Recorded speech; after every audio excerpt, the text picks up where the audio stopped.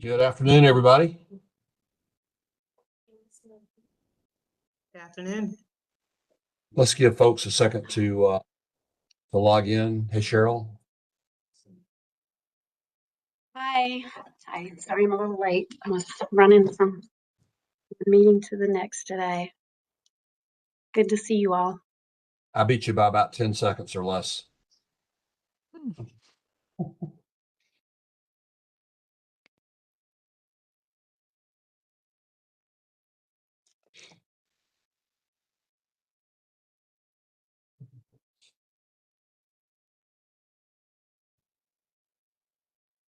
And I've got a bunch of interns joining us today. Some are here in my office. I somehow this semester find myself blessed with five interns. Two are MSW interns that just started with me last week, and three are BSW interns that have been with me this school year. So Kara and DeMonte, who are both on screen, are my MSW students, and Alex, who's on screen, and Allison, who may pop on, and Paul, who was just in my office and just ran out, and I think we'll be back. We'll all be participating in the meeting. We just got off of a 2-hour Safe Baby Court State Advisory Committee meeting, and I know that Polly will log into this meeting as soon as she recovers from running a 2-hour meeting. So why don't we go ahead and get started? Perhaps some others will join us. Stephanie or Carrie, anyone else for sure that you know is planning to join today?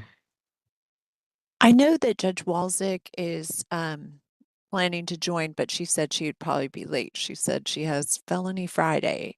So hopefully she'll be able to join us soon. We used to have Felony Friday, but we could never get anybody to come to court. So we moved it to Thursday. All right. Well, let's start with the minutes. Carrie distributed the minutes electronically in advance of the meeting. Any additions or corrections to the minutes anyone has? All right. Hearing none, is a member willing to make a motion to approve the minutes? Sure, I'll make the motion. Great. Second? All right, Rick. I'll Seconds. Any discussion? All in favor, please say aye. Aye. Aye. Aye. Any opposed, say no. All right, minutes are approved. And Stephanie, we will jump right in with your updates. Okay, well, most of them have to do with the post-adoption contact mediation because very busy with that. So it's going well. It's just there's lots of questions that come up, and I was counting because it feels like we've mediated like 15 cases, but basically just 4. But we have 2 more in the pipeline and a couple more coming after that. So it's, what I'm trying to do is mediate and have people observe me, and at the same time work out some of the kinks and the questions that come up, and each one is very different than the one before it. So what I just figured out with one case doesn't necessarily apply to the next. But I'm learning a lot. I'm taking down questions because the director here did say, to make note of things that a wish list of what I would like to see kind of put in any future tweaking of this statute. So let me know if you have some as well. So far I have 1, but different questions come up. I don't know if you're interested. I can share some of the questions that people have that I found answers for. You want me to do that? Sure, absolutely. One question came up was if the judge reviews the draft, can the judge change it and say, well, I accept this part, but I won't accept that part, like other permanency mediation drafts? And so far the answer was no, the judge could send it back to post-adoption contact mediation, but the statute isn't clear on that. Or the reading of the statute was that their interpretation was that it would come back to mediation, could be sent back to mediation. everybody asks me when it's effective, and I just basically send them to their attorneys and to DSS because it's kind of like this dance of three things happening at the same time. And, if say there's a mother and a father who are relinquishing, if one does and the other one can't be found or doesn't sign the agreement, then that changes the effective date. So it's that answer to that question is complicated, and it kind of, I wouldn't say it gets in the way of the mediation, but it's a big concern for people. And I never have a good answer for it, so I just send them back to DSS and to their attorneys. Then also, technically, as soon as I send people the drafts, I'm out of it. Whereas in custody mediation, we're kind of shepherding the draft all the way to the judge for signature. But here we are not. But I'm still pretty involved because people have all these questions, a lot about the notarization part. So DSS had told me and told one of, I guess, the foster parents that DSS, could help them with the notarization piece of it, and that they would then submit it to the clerk of courts. That turned out to be wrong. The DSS attorney called me and said that can't happen. I mean, I don't know. I think it was a social worker who had told the parties that and told me that. So it was, so then it just went some delays before this. But the foster parents were getting very angry about it. But they eventually found their way forward in that. And now I know not to tell anybody that. And then also, I think some clerks were concerned. They wanted all the signatures on one page, which was not going to happen. There was a restraining order. I mean, it was just, that wasn't the intent of the way the form was designed anyway. So I think we figured that out. Then one parent in one of the mediations had a Rule 17 GAL appointment, and it wasn't clear. He did not want that person present at the mediation. The statute isn't clear at all about whether that person participates or not, but it seems like the law is. So anyway, I had to talk to the lawyer here, and who told me to talk to the judge, who told me, yes, at least check in with the GAL appointment, and they were able to join from the mediation. So that's one thing I would actually like to see clarified in the law, because it just means each time I have to talk to the judge, and it stresses the parent out, and it's just not great. I feel like there was something else, but that's, oh yeah, and sometimes we have, just different things come up. So far, I've been able to find ways to contact all the parties, and everybody's pretty motivated. So it's not like custody mediation where it takes forever to get somebody to call back. I mean, sometimes it's hard because people are busy and they're working night shifts and et cetera, et cetera. The biggest problem is when somebody's being transferred from one jail to a different jail. Or released, and now nobody knows how to reach them. But otherwise, I think it's going pretty well. It's a very different kind of mediation than custody mediation. So it's a different kind of training. It's not high conflict. It's high sadness, but it's not necessarily high conflict. It's more about helping people troubleshoot and look at what's realistic. What can people actually do? What do they want? It's kind of like we have two conversations going on. One for the bottom line safety net of the agreement, and one for what they think could be possible down the road if everything works well and they do that on their own. But so there's kind of two conversations, because sometimes we're talking about an infant, and they're also talking about, well, when the child is a teenager, if they want this, that, or the other, I'd be willing to. So that's not going to go in the agreement, but I'm helping them have these two kinds of conversations. And yeah, they're very poignant. And so far, every group has reached an agreement. Which is also very different than mediation. So that's my update on that. And again, I have two others that have been just taking a lot of time to schedule for a variety of complicated reasons.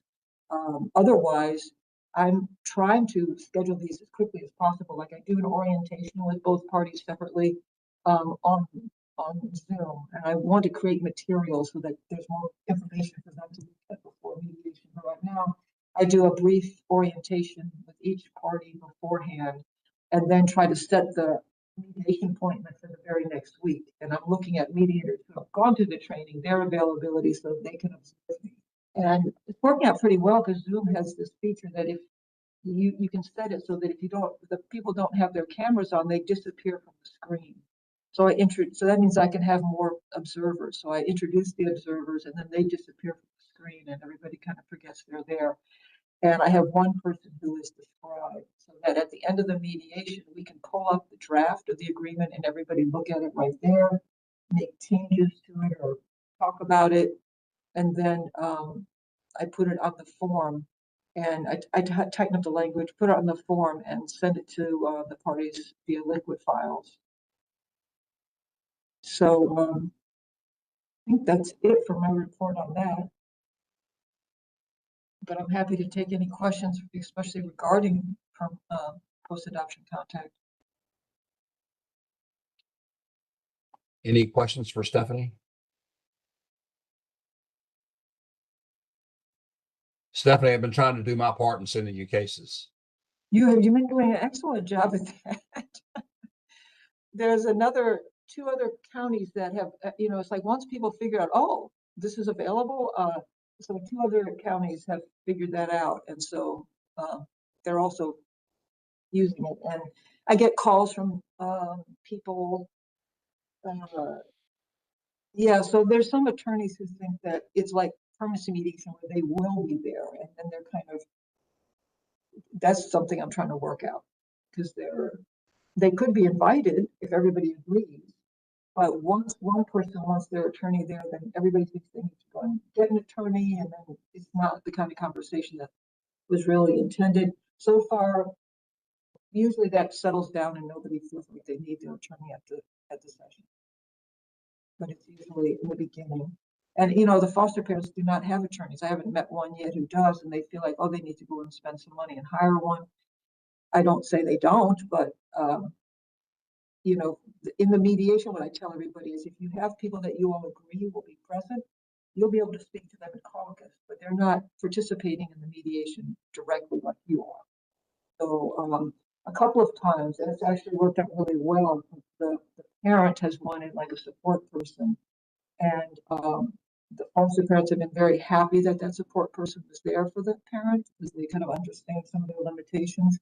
And then in caucus, that like a sister-in-law, not an attorney, but some family member has been able to help them articulate some things that they would want in the agreement that turned out very valuable and were included.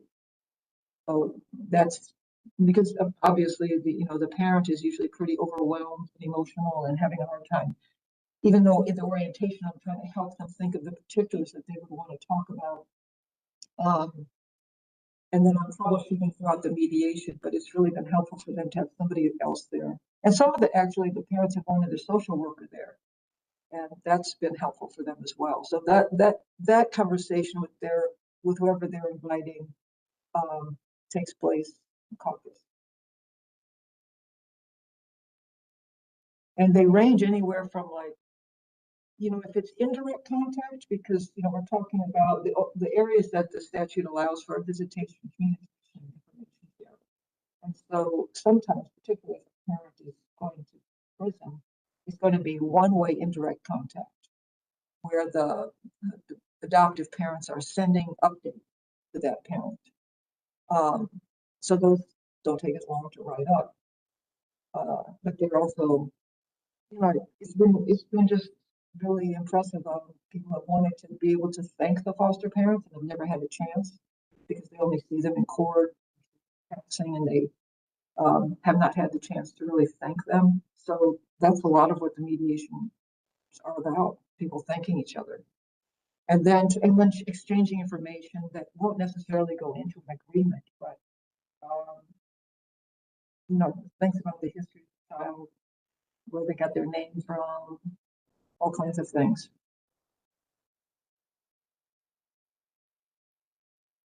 And so as far as custody mediation, I think Carrie has an update there.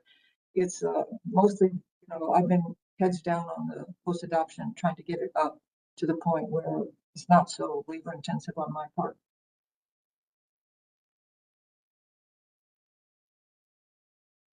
Thanks, Stephanie, and thanks for all your work on that. We have had, lots of questions. We've been working through most recently the issue of parent wants lawyer there. Will everybody agree? And yesterday we figured out, Stephanie, in that one that's been sent to you, foster parents are fine with the mom's lawyer or dad's Yeah. lawyer being there. Turns out they're fine. Yeah. So we'll just keep taking it a step at a time. And but the families that have discussed it in my court have been thrilled to have the opportunity.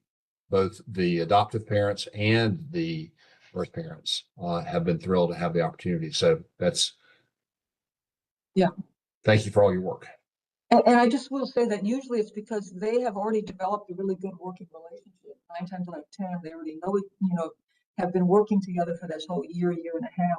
But one thing that I see, we try to build in more time because the parent, at least what they expressed to me, is they felt like everything was going straight towards reunification, and now it's taken this change, and they're still getting their head around that.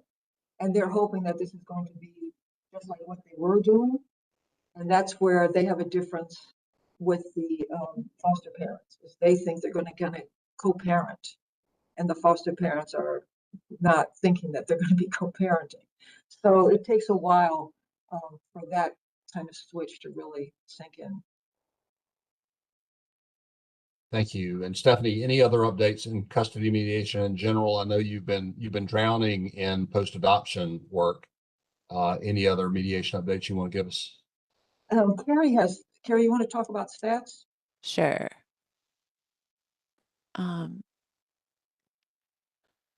Wait a minute, sharing the wrong screen.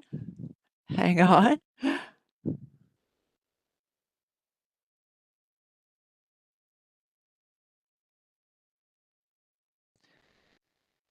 All right, I thought I'd show, we sent both the district statistics and the statewide 3-year comparison, but I'm only going to pull up the 3-year comparison so we can just look at that quickly. We sent the stats to the chiefs back in August, and in fiscal year 24-25, 19 districts transitioned from case-wise to enterprise justice. So when they do that, we have the statistics from case-wise added into the statistics from enterprise justice. So very glad that that's coming to an end, and we're going to be able to pull the statistics just from one database. But the good thing is, as we've made this transition, our statistics are very steady year over year, and you see that in the statewide 3-year comparison. Like incoming cases, the new cases are all within 150 cases of each other over the past 3 years. We use 3 years because that's our workload study formula. So very similar number of mediation sessions, orientation attendance. We see a bump in that over the past 3 years, so that's good. Even the sessions, or sorry, total cases mediated, third column from the right, there was a difference of 1 from fiscal year 22-23 to 24-25. So it's really good for us to see the statistics being generated through case-wise and enterprise justice still came up with very similar numbers, which our program has experienced ever since it's existed. But enterprise justice is going to give us some extra flexibility. We're going to be able to run the statistics whenever we want. And we've done that for some districts as they've asked for certain numbers or to find out a current trend, what's happening in their district. And we've added codes that show how orientation and the mediation services are being delivered, whether that's in person or online, whether they're using self-directed orientation. So it just gives us some further information. In addition to, we've talked before about seeing an increase in the failure to appear in cases statewide, and that we're getting distinct numbers on whether that's happening at orientation or for the session. And we know, for the orientation, some cases they never show up. They don't go to court either. That's not as much of a time sink for us as it is when they don't attend their 2-hour mediation session. So those are the ones that we really want to focus on, reducing the session failure to appear. We know there's always going to be a certain amount of failure to appear at orientations because sometimes there's not, service hasn't been completed, there's not correct address information, that kind of thing. So those cases are just going to drop off and be discontinued eventually anyway. All right, I'll stop sharing. Does anybody have any questions about the statistics? Carrie, can you put that back up again? Sure.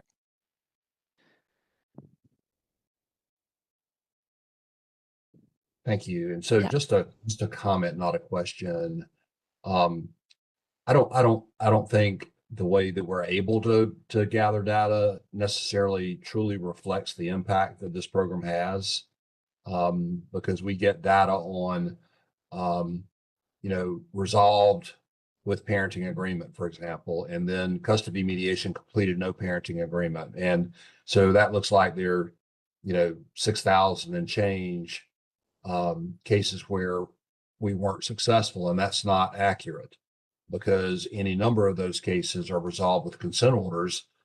That the foundation of the consent order is what happened in custody mediation, and our mediators don't get credit for that, but we don't have a way to track that I know of. So I've said that before, but I'll keep saying it every time I look at the data because what we do is successful for so many families in so many ways. So thanks for that data, Carrie. I just wanted to share that it's better than it looks. As good as it looks, it's even better. And I'll just chime in, the research project we did years ago confirms that more than half the parties who left without an agreement did not end up in a court hearing. That they, there was either the complaint was withdrawn or there was a consent order. It's just not the easiest thing to track. We do have a couple of mediators who are tracking this on their own, and it's just not data that we're able to compile. It was our dream. Our dream would be that enterprise justice would allow us to track all final dispositions and compare them. But yeah, keep on saying that to people, Judge Brookning. We love it. All right. Thanks, Stephanie and Carrie, for those updates. Stephanie, we've got on our agenda the uniform rules and committee discussion. Anything in particular that we need to address today? Yeah, I think the last time we didn't have ready the modifications to the custody mediation uniform rules related to modifications to post-adoption content orders. So that's what we have here. I'm going to try to make can everybody see that? Because it looks really tiny to me. So everybody should be able to enlarge it on their own screen too. Okay. That's great.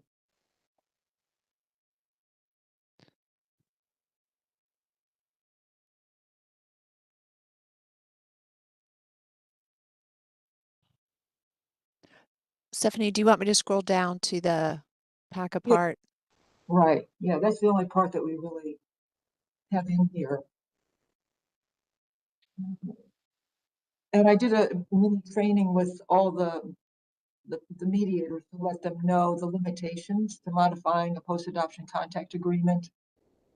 That it can only be clarified, reduced, or terminated. And that, you know, one of the sticking points is the parties need to need to share their post-adoption contact agreement with the mediator because it's not going to be findable in Odyssey. So hopefully the moving party, I was telling mediators, you know, to ask the moving party to send it to them before mediation.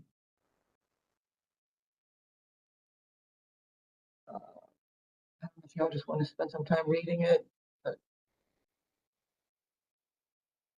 This was in our packet of information that Carrie sent out to everybody. Any questions or comments from members?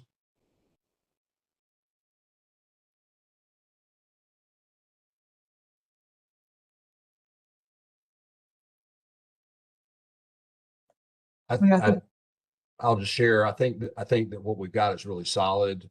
We do have some questions that need to be answered that can't be answered by us, that have to be answered by the General Assembly as we look at you know, how this is implemented over time. But Stephanie, you're tracking those questions and sharing it with the bosses at AOC, and that's sort of what we can do as we move forward. But I just think this looks really solid. But interested in comments or questions from any members?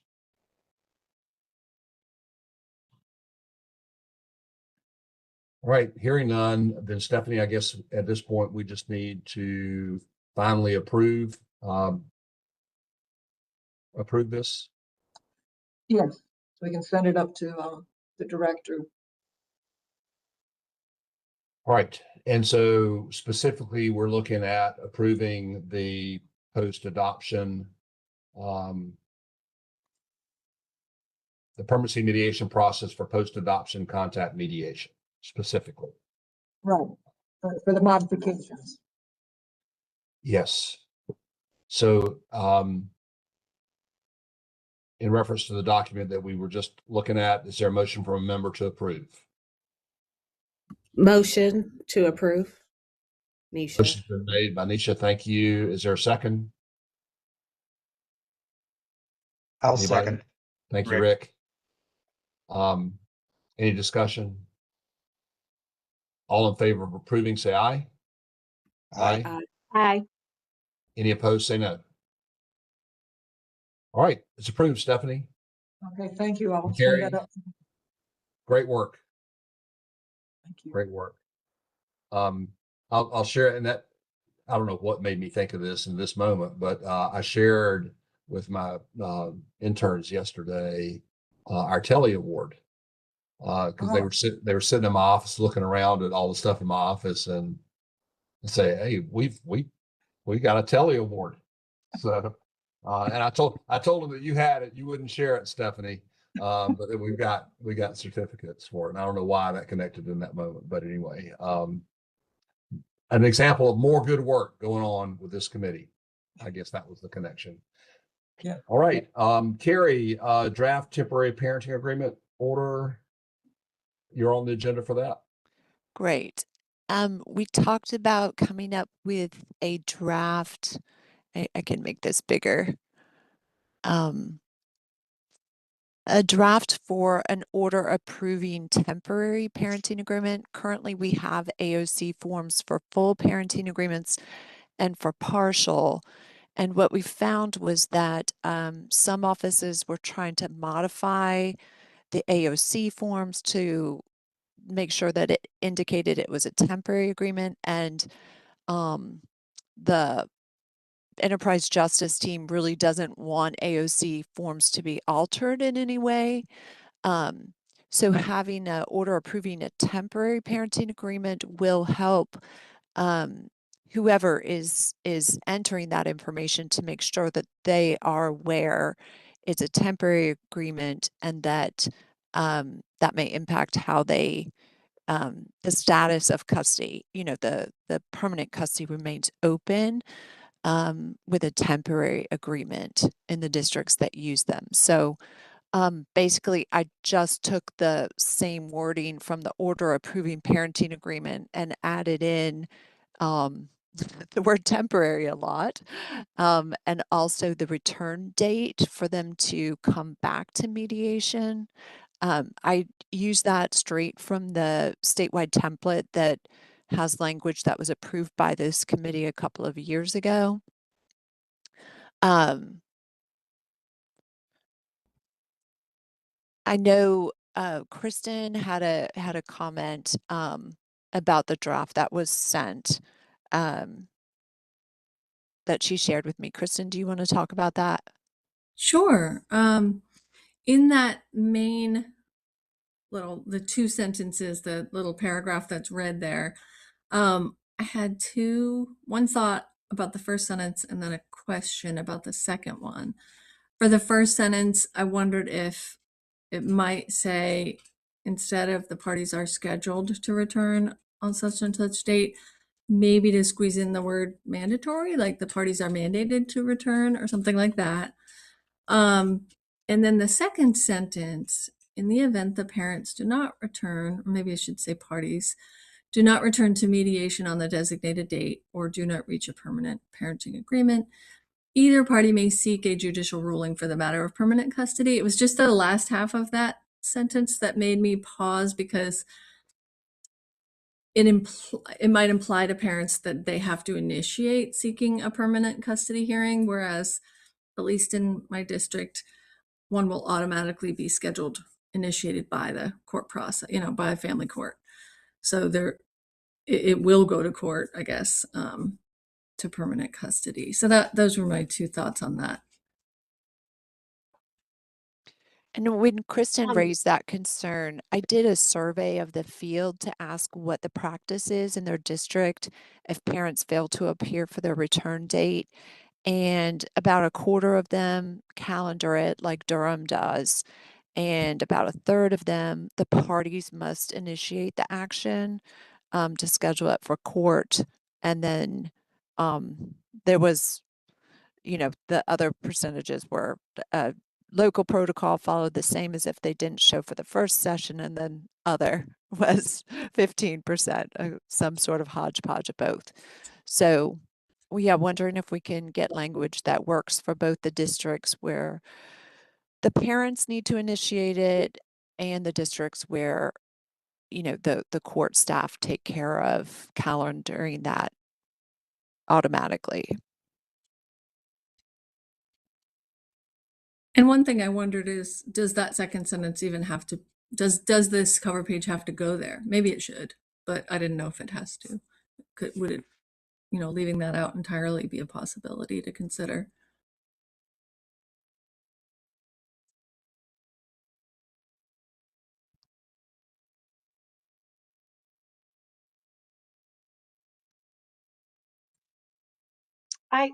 I had the same concern about that paragraph, and I mean, my understanding was when they don't go to mediation or they don't reach a parenting agreement just in general, that the mediator informs the court, right? Is it somehow, does it work differently when it's a temporary order, or should it work differently? I mean, I think it's an option to take it out altogether, but I don't know. But I also had a concern about that first sentence, that it seems like it would be helpful to be just a bit more directive, that the parties return to mediation on such and such a date. And then it either just leave the second sentence out altogether or make it more clear, because the way it reads right now, nothing's going to happen unless they put it back on themselves.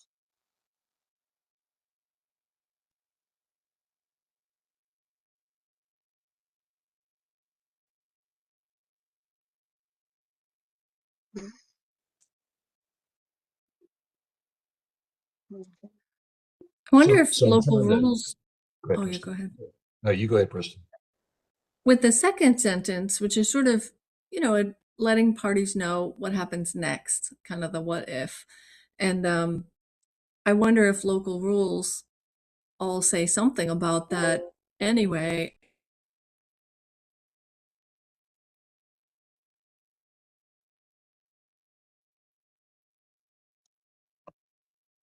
They just don't, and you guys don't know this a lot better than I do, but don't the rules say that when an agreement is not reached, the mediator will inform the court, right? Is that not what happens? Am I? It is. Yeah. Yeah. And so then even in the districts that aren't the family court districts that don't have staff, they still are, everybody's one family, one judge now, or is supposed to be. And so when the court gets notified, then it can get scheduled. Right.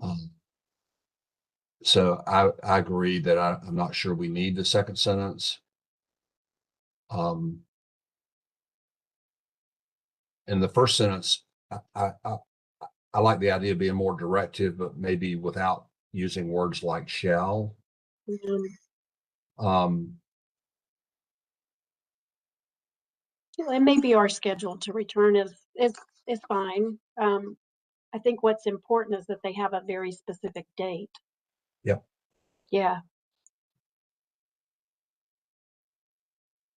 And that date is included in the parenting agreement, as well as, putting it on this order to make it easy for the court staff to see.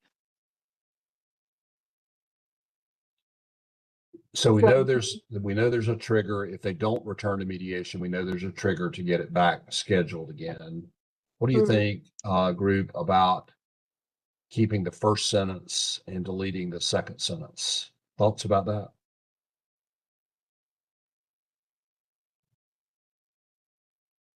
I think that's a good idea.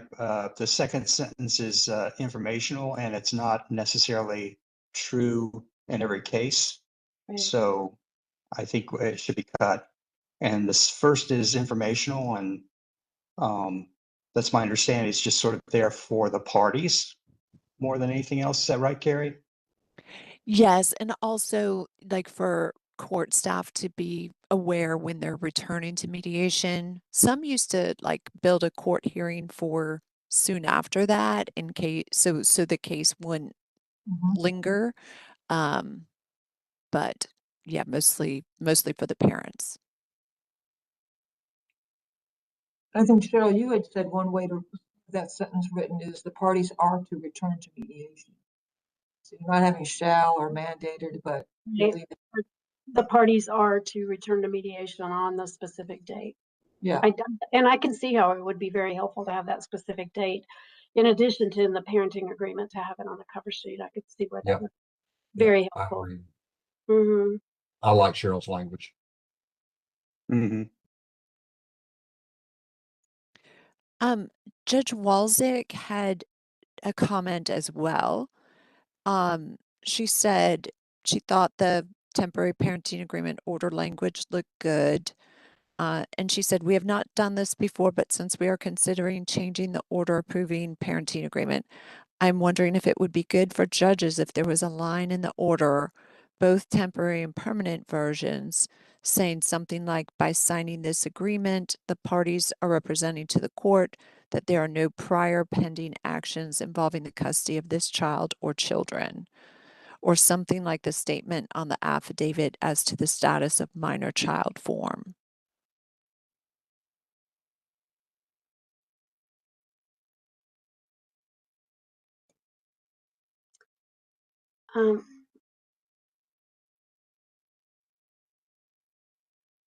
Okay. I was thinking about that.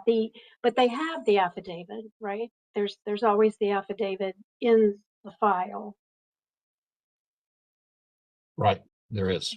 Yeah, I could see why she'd want that, but that could be a confusing way to put it. It kind of relates to the one technical, another very technical issue with this. You see down there where it says other findings, and there's a statutory reference to 50A-201.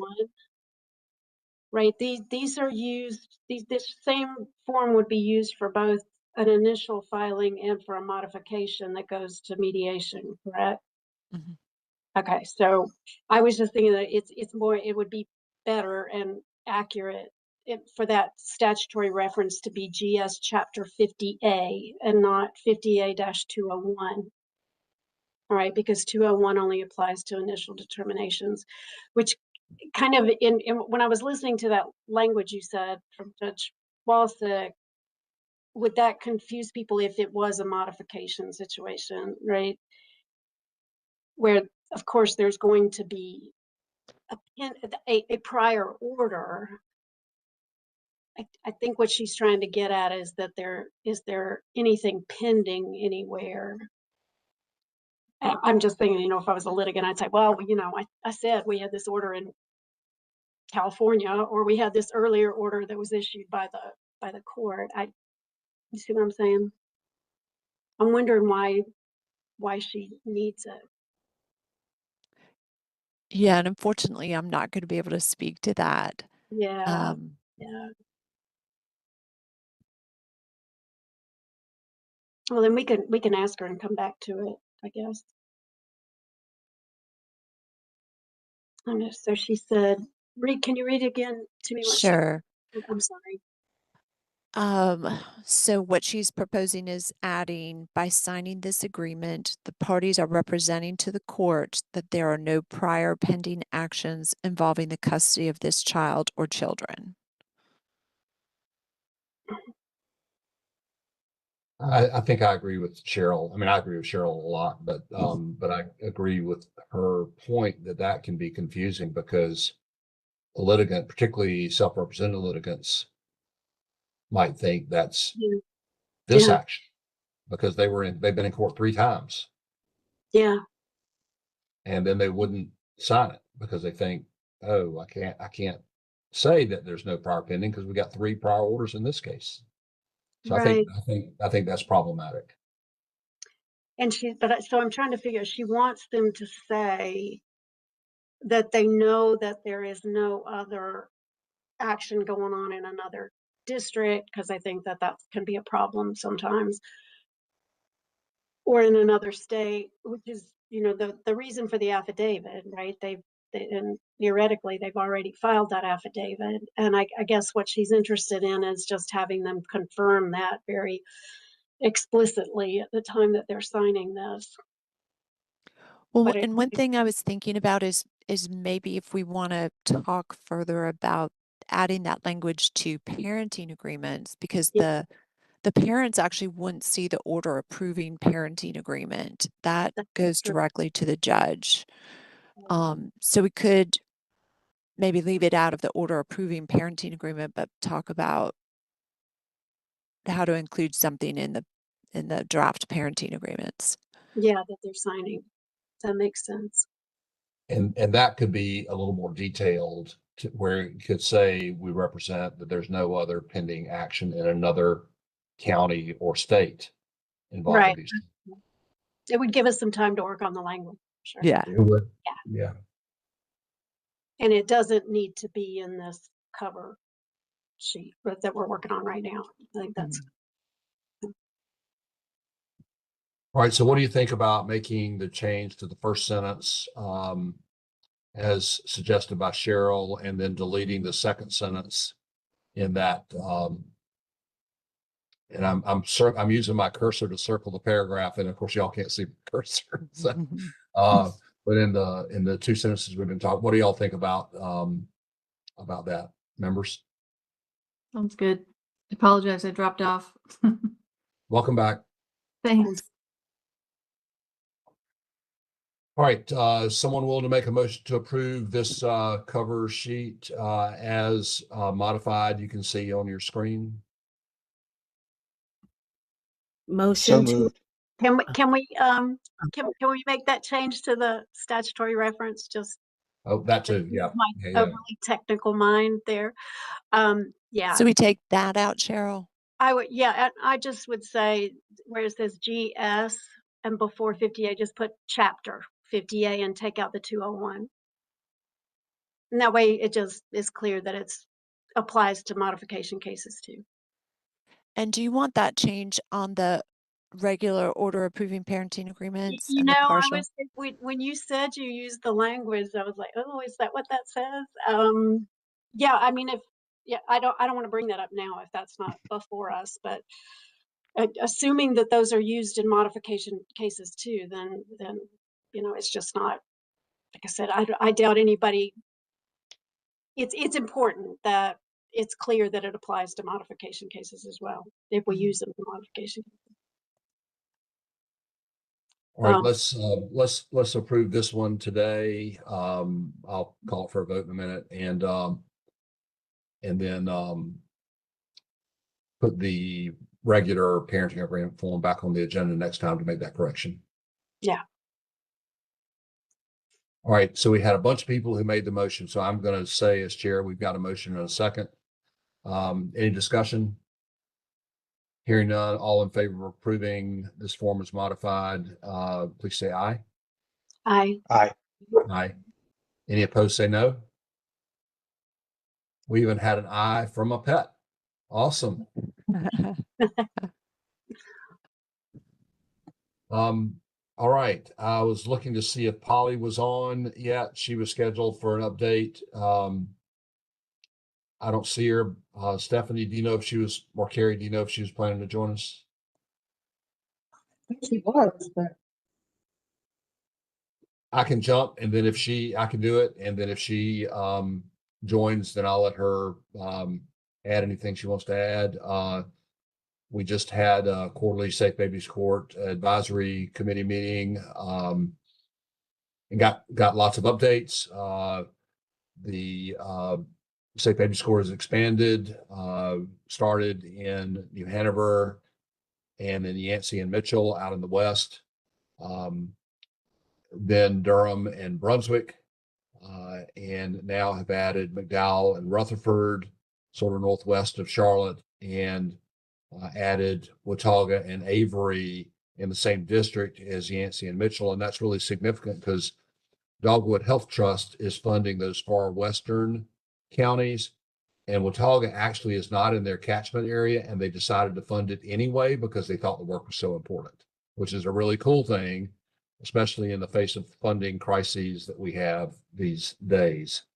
All the districts are very active. Lots of support in each district for the work they're doing.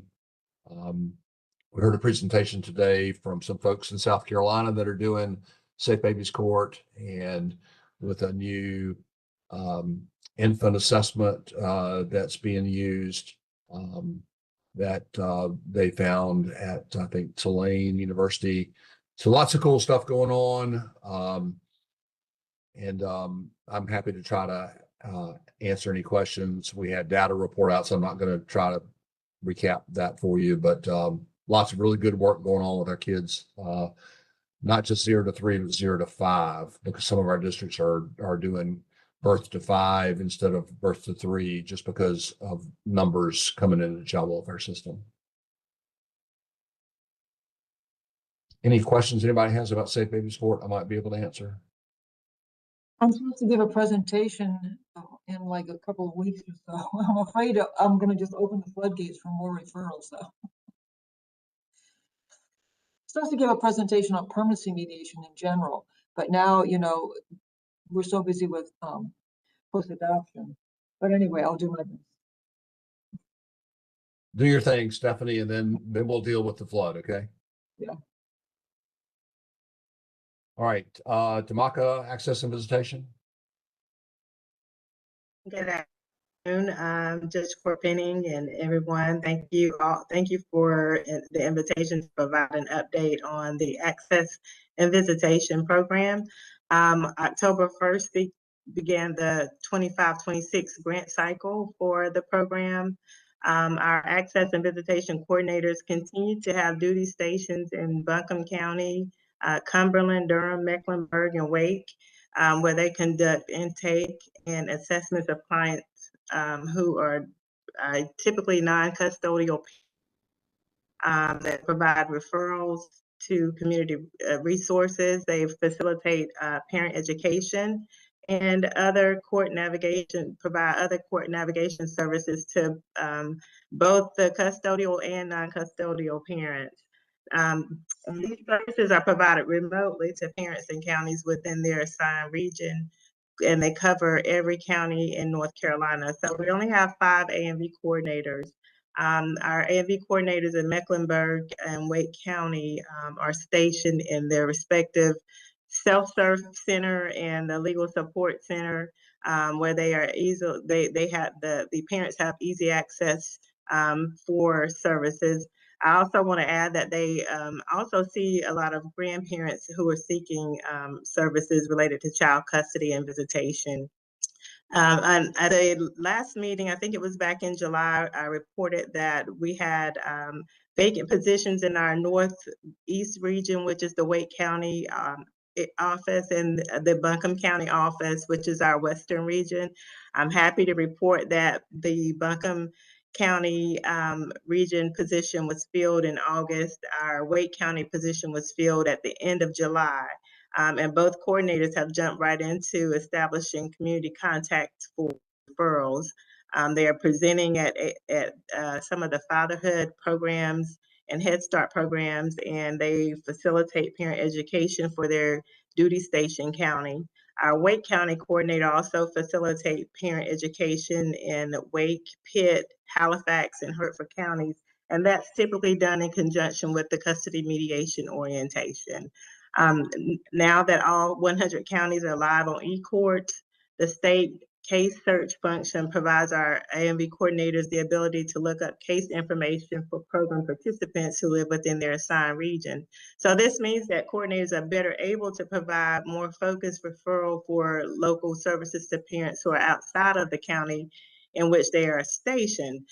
These directed remote services or their referrals include the referrals to legal clinics, to local fatherhood programs, they provide court information and navigation assistance, and referrals to social services that might be available in the participants' local area. So they're able to assist those folks who might not be even within their region. And the kiosks that are provided in some of the courthouses, I'm not sure if all courthouses have the eCourts kiosks, but they have also assisted our AMV coordinators with providing better service, because they can walk a person through filing a court action that might be in another county right there from where they are in the courthouse. I know that Mecklenburg County and Wake County have the kiosks. And by way of statistics, and this is just to give you an idea of what our AMV coordinators, the services that they provided and the clients that they assisted for the fiscal year 24-25. And this is for a lot of the time with only 3 AMV coordinators, they were able to assist about 6,000 clients and provide over 7,000 services. So they're doing very good work. And these are all the updates I have for the AMV program. I'm happy to answer any questions. Thanks, Tamaka. Any questions for Tamaka? Great work. It's Thank you. Thrilling to hear how much that's grown. Thank you. All right. That's it for our agenda. Any comments from any members that you'd like to share today? Cheryl, you want to share your news? Did you ask me if I wanted to share any news? I did. Is this our last meeting before June? Is that the news you're referring to? No. Judge Corbin is referring to the fact that I will be retiring at the end of, like Stephanie. No, it's exciting. The end of June. So I went right before this meeting. I looked, and I think we have one more meeting before that auspicious date. But yeah. Most of the time, I'm very excited. Every now and then, I kind of panic and wonder what in the world I'm doing. But another good reason to mention it, though, is we are trying here at the school to find my replacement. We posted the job right before Christmas. So if you all know anyone who might be interested in coming to work here, it's a fantastic job.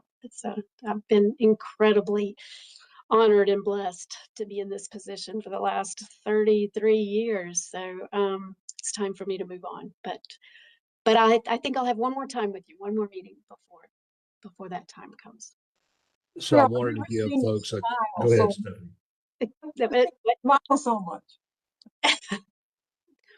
So Cheryl, I wanted to give folks a chance to go ahead and engage with their therapist between Okay. now and our next meeting so that it wouldn't come as a total shock and everybody will be able to build enough protective factors to survive. No. Um, Well, yeah, I did have a message that the chief said met and denied my motion to retire. So I got told that I'm really not allowed to, but which is wonderful to hear. I guess it's better than to, how people say, great, you can't leave any earlier than June. But yeah, it's an exciting time. But I know I'm going to miss everyone terribly. So yeah, Cheryl dropped that bomb on me in December when I went to the school to help her with a class and came out of the blue, almost wrecked my truck driving home. Because I've been on the bench for 35 years, so that means I've worked with Cheryl her entire career Yeah. at the School of Government. And I don't think we can find a replacement, Cheryl. We might find somebody to hire for the same job, but not a replacement. No. Well, thank you for saying that, but I'm very hopeful that we'll find someone, and I'm hoping that we'll have a little bit of overlap. Our goal was to hire someone, to get them in here by March or so, just so we'd have a little bit of overlap. But we'll see. But if you know anybody who might be interested, tell them to give me a call. All right. Thanks, Cheryl. All right. Anything else for the good of the order today? Judge Carpenter, if any of your interns would like to observe post-adoption contact mediation, I can check with parties to see if they can do that. Probably just one at a time, but I'd like to offer that. I'm getting thumbs up all around, and I suspect that Alex, who's online, would be interested too. And yep. So we'll plan on that, and I'll put him in touch with you. Okay. And I'll work with Judge Corpening on some upcoming dates for 2026. This was actually our November meeting that got rescheduled. So I'll work with him on some dates for March. We typically meet in March, July, and November. So yeah, we definitely want to get one more meeting with Cheryl. All right. Then thanks, everybody. With that, for all of you who are west of New Hanover County, good luck with ice and snow, whatever it's going to be. We're supposed to get rain here, but I think we're one of the few that's just supposed to get rain. So good luck this weekend. Stay safe and look forward to seeing you again soon. Thank you, everyone, for your work. Thank you. Thank you. Cheryl, hold the door for me. I'm right behind you. I'm not, unfortunately, I'm not far behind that either. What? Yeah. Yeah, this is my last year. So anyway, See, then I absolutely must go now. I must go now. I can't. all All right. right. Bye, Thanks, everybody. everybody. Stay safe. Bye.